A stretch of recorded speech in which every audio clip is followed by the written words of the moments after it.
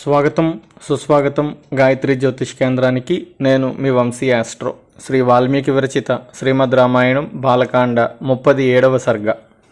ఓ రామ, పూర్వము దేవతల సేనలకు ఒక సైన్యాధిపతి కావలసి వచ్చాడు. దేవతలు అందరూ బ్రహ్మదేవుని వద్దకు పోయి అగ్నిదేవుని ముందు పెట్టుకొని తమ కోరికను బ్రహ్మదేవునికి ఈ విధంగా విన్నవించుకున్నారు. ఓ బ్రహ్మదేవ, ఇప్పటిదాకా దేవతా సేనలకు మహేశ్వరుడు సైన్యాధిపతిగా ఉండేవాడు. కానీ ప్రస్తుతము మహేశ్వరుడు హిమచలము మీద తపస్సు చేసుకుంటున్నాడు. కాబట్టి మాకు వేరొక సైన్యాధిపతిని నీవే ఏర్పరచవలెను అని వేడుకొన్నారు. ఆ సమయంలో మహేశ్వరుడు హిమాచలము మీద తపస్సు చేసుకుంటున్నాడు. అప్పుడు బ్రహ్మదేవుడు ఇలా అన్నాడు: ఓ దేవతలారా, ఉమాదేవి శాపము వలన మీలో ఎవరికి సంతానయోగ్యత లేదు. కాబట్టి మీలో ఎవరు సైన్యాధిపతిని పుట్టించలేరు. ఆకాశగంగా ఉన్నది కదా, అగ్నిదేవుని యందు ఆ మహాదేవుని వీర్యము నిక్షిప్తమై ఉన్నది కదా. గంగాదేవి అగ్నిదేవుని నుండి మహేశ్వరుని వీర్యమును స్వీకరించును. గంగాదేవికి అగ్నిదేవుని ద్వారా ఒక పుత్రుడు జన్మించును. ఆయనే మీ దేవసేనకు అధిపతి కాగలడు. దీనికి ఉమాదేవి కూడా ఏమీ అభ్యంతర పెట్టదు అని అన్నాడు.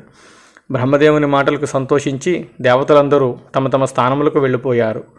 తరువాత దేవతలందరూ పుత్రుని కొరకై అగ్నిదేవుని ప్రార్థించారు.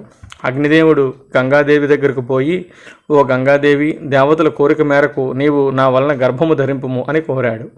గంగాదేవి ఒక దివ్యమైన రూపమును ధరించింది. అగ్నిదేవుడు గంగాదేవిని ఆవహించాడు. తనలో నిక్షిప్తమైన మహాదేవుని వీర్యమును గంగాదేవిలో విడిచిపెట్టాడు. గంగాదేవి దేహమంతయు తాపంతో రగిలిపోయింది. ఓ అగ్ని, నేను ఈ వీర్యమును ధరింపలేను. నా ఒళ్ళు అంతా దహించుకుపోతూ ఉంది. నాకు శరీరం వశం తప్పిపోతూ ఉంది. నా వల్ల కాదు అని చెప్పింది. ఓ గంగాదేవి, అటులైన నేను నీలో విడిచిన గర్భమును నీవు హిమాచలము వద్ద ఉన్న ఒక పర్వతము మీద విడువుము అని అన్నాడు అగ్ని. గంగానది అగ్నిదేవుడు చెప్పినట్లే మహాదేవుని వీర్యమును ఒక పర్వతము మీద విడిచింది.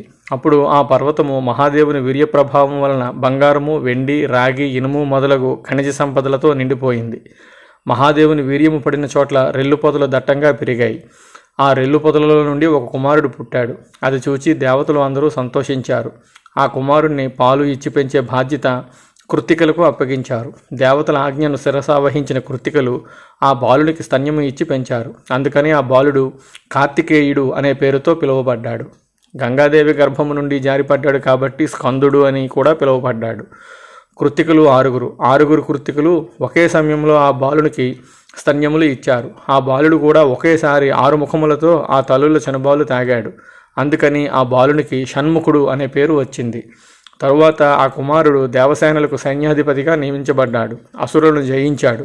ఓ రామ, దీనినే కుమార సంభవము అని అంటారు అని విశ్వామిత్రుడు రామునికి కుమారస్వామి జననము గురించి తెలియచెప్పాడు.